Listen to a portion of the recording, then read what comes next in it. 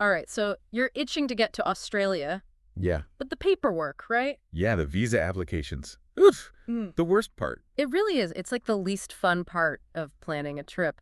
But don't worry, we're diving into all things Australian visas today, so That's right. We're going to make this easy. we're going to try to make it as painless as possible.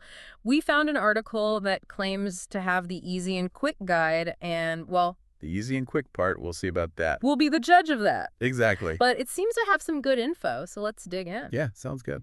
Okay, so first things first, tourist visas. That's what most people are after. Right. Makes sense. Vacations, adventures. Of course. But it was interesting, they mentioned other types of visas too, Uh-huh. like work holiday visas, Right, right. and even just straight up work visas. Yeah, a lot of people, they go to Australia, they fall in love, Totally, I can see that happening. and then they're like, wait, I don't want to leave. So knowing about those other options is good to have in your back pocket, even if you aren't thinking about them right now. Yeah, it's like future-proofing your Aussie dreams. Exactly. Okay, so let's get into the nitty-gritty. Yeah, let's do it. The application. They break it down into 4 steps. Yeah. First up, valid passport, obviously. Of course, gotta have that. And then a recent photo, which, I mean, come on. Who doesn't have a million of those ready for Instagram? Exactly.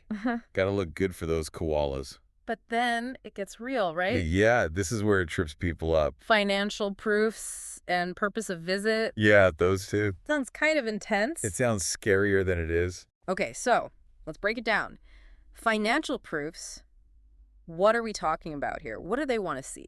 So basically, they just want to know you're not going to be, you know, Living on the streets. yeah, exactly, living on the streets, running out of money. They want to see bank statements, proof of employment, things like that. So you can afford that boomerang you've had your eye on. Haha, exactly. Okay, that makes sense.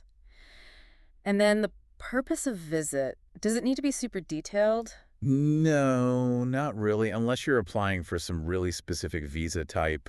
General outline is fine. They're not going to make you submit your itinerary or anything? No, they just want to make sure you're actually leaving when you're supposed to, that you're not trying to, Live there permanently. Okay, Under the guise of a vacation. exactly.